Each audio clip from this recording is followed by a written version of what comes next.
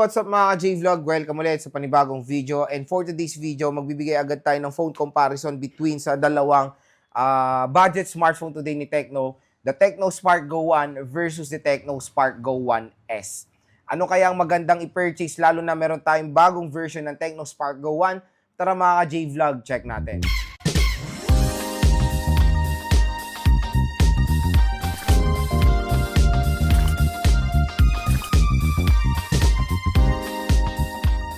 So yun mga ka-J-Vlog, another phone comparison na naman po ang ating itatackle, and this time, dito tayo sa Tecno Spark Go 1 versus the Tecno Spark Go 1S. So meron tayong parang naging silent release etong smartphone na to, dahil ako rin nagulat ako na meron palang bagong version ng Tecno Spark Go 1. Chinek ko lang yan sa official store ni Tecno sa Shopee na meron pala silang bagong smartphone na in-introduce, which is the Tecno Spark Go 1S. I know na maraming malilito dito sa dalawang smartphone na to kasi almost parehong-pareho sila ng design. So, akalain nung iba na binili nila is yung Tecno Spark Go 1, pero ang clinic pala nila is Spark 1S. May ganyan, matik magkakaroon ng ganyang senaryo na akala nila, binili nila is pareho. Pero, yun mga J-Vlog, magandang i-remind sa inyo na totally magkaiba po itong smartphone na to. Dahil totally na magkalayo rin sila ng performance, ha. So, magandang i-clear, kaya ginawa ko agad-agad itong phone comparison na to para hindi po kayo malito pag bibili kayo sa Shopee or sa mga online platforms ng Tecno Spark Go 1 at Tecno Spark Go 1S. Kasi parehong-pareho ng design, parehong-pareho ng camera module, talagang maraming malilito. Kaya magandang bigyan ko kayo ng guide kasi totally different po silang dalawa. Unang-una sa presyo. I-focus na lang natin yung 64GB kasi yun yung napansin ko dito. Dito sa official store ni Tecno sa Shopee, meron tayong Tecno Spark Go 1S na 3GB64 na nagkakalaga ng 3,599 or almost 3.6 mga ka-J-Vlog. Ito yung merong 3GB 64GB. So same na same sila ng itsura sa Tecno Spark Go 1. Ayan o, di ba? Parehong-pareho. Pero again, magkaiba po sila ng utak or chipset. Yung Tecno Spark Go 1 naman, yung non-S version, ay merong presyo na 3GB 64GB to, Unisoc Tiger T615. Same din ang screen size sa 6.67. Ang presyo niya is 3.8 lang. Ayan o, 3.8. Pero 3GB 64GB yan. So, 200 pesos lang ang price difference ng Tecno Spark Go 1 at ng Tecno Spark Go 1S. So, again, kung interested kayo sa alinman dito sa dalawang smartphone na to, ilalagay ko po yung link nila sa description box. I-check nyo na lang mga ka-J-Vlog. Pero dito nga again sa ating phone comparison, hopefully magkaroon sa inyo ng linaw na magkaiba po itong dalawang smartphone na to. So, next one mga ka-J-Vlog, gusto ko share sa inyo agad-agad yung difference sila sa isa't isa or of course, yung similarity sila. To be honest, I don't know kung successor to or downgrade. Kasi kung parang downgrade siya. Kasi alam niyo naman pag S, minsan mga brands pag naglalabas ng S version, is upgraded version yan nung luma, di ba? Pero dito is parang naging downgrade nung nangyari. Kasi dito tayo focus muna sa screen. Screen parehong-pareho lang. 6.67 inches. IPS LCD display. Resolution is HD plus 720p. Wala tayong problema dyan. Parehong-pareho. Dito tayo ngayon magkakaproblema. Yung Tecno Spark Go 1S is 90Hz screen refresh rate. And nandito na yan sa official store or sa official website ng Tecno. Ayan o, 90Hz screen refresh rate ang Tecno Spark Go 1S. Compare sa Tecno Spark Go 1 na 120Hz screen refresh rate. So to be honest, nung nirelease ang Tecno Spark Go 1, nung unang-unang natuwa ko dyan, is yung upgraded refresh rate na 120Hz. Tapos dito ngayon sa S version, dinowngrade na naman nila, ginawa nila tong 90Hz screen refresh rate. So I don't know bakit ginawa nila yung move na yan. Kasi to be honest, almost the same lang naman sila ng presyo. Few hundred of pesos lang ng difference. Ganyan na agad ang ginawang downgrade. So major downgrade yan. Siyempre, mahalaga ang refresh rate sa mga ibang consumers. Kaya nakakalungkot lang na part na dinowngrade nila yung refresh rate nito from 120Hz to 90Hz screen refresh rate. Number 2, sa OS, same lang naman. Don't worry na Android 14 Go Edition.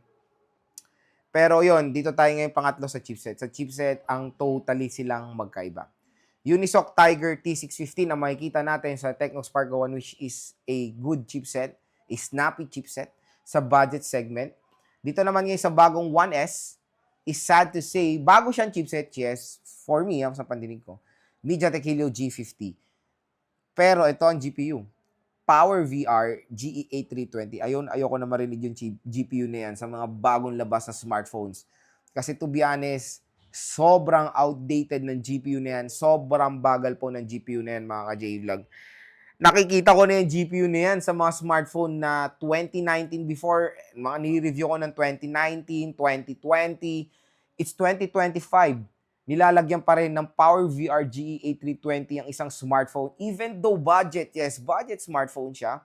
Pero kung i-compare mo naman dun sa luma, binigyan nyo na ng magandang chipset. Mali G57 is a snappy chipset yan, of course, or a snappy GPU yan, of course, when it comes sa modern games, tulad na lang ng MLS COD.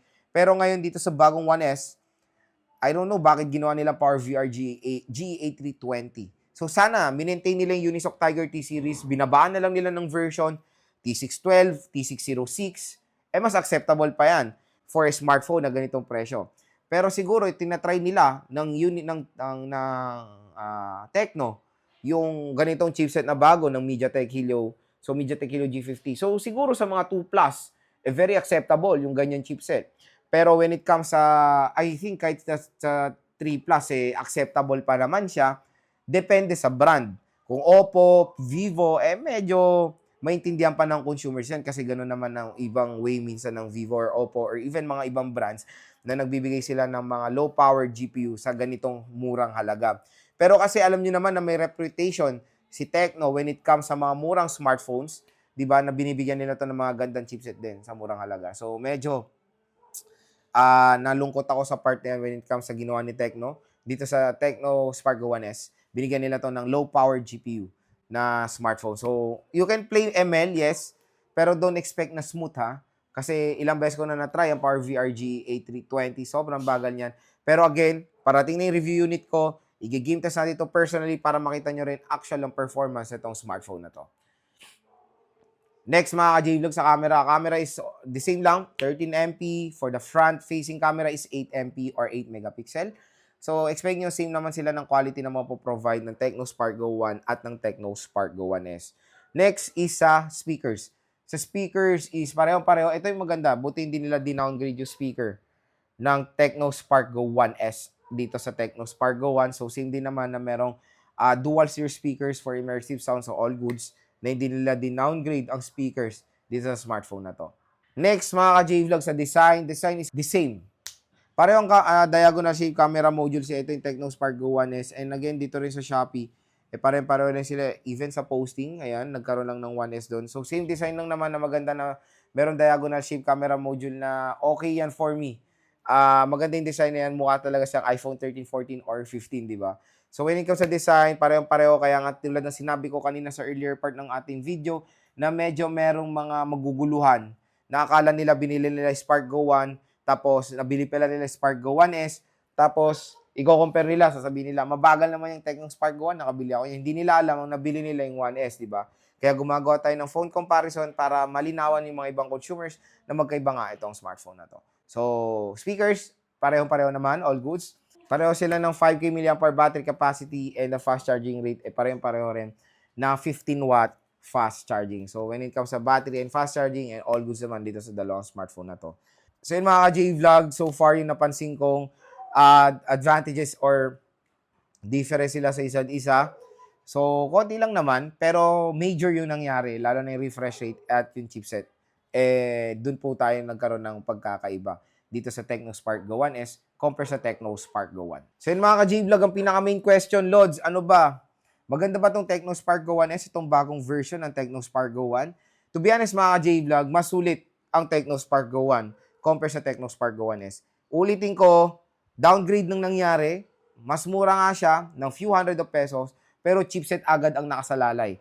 Kaya kung magdadagdag man kayo ng 200, 500, doon na kayo sa mas luma na Tecno Spark Go 1, which is may better chipset and better refresh rate. Siguro kung i-compare natin siya sa mga ibang brand, itong Tecno Spark Go 1, medyo mailalaban siya sa mga ibang brand.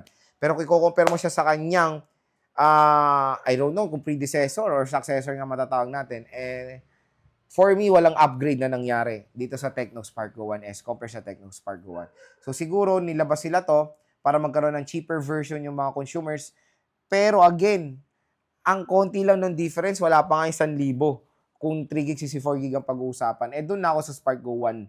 Kung meron namang difference sa 1.5 or 1K, medyo may maganda pang pag-uusapan dyan. Pero kung few hundred of pesos lang, again, doon pa rin kayo sa Tecno Spark Go 1. Masulit. Na-test ko na yung smartphone na yan. Maganda yan. Snappy yan when it comes sa mga games.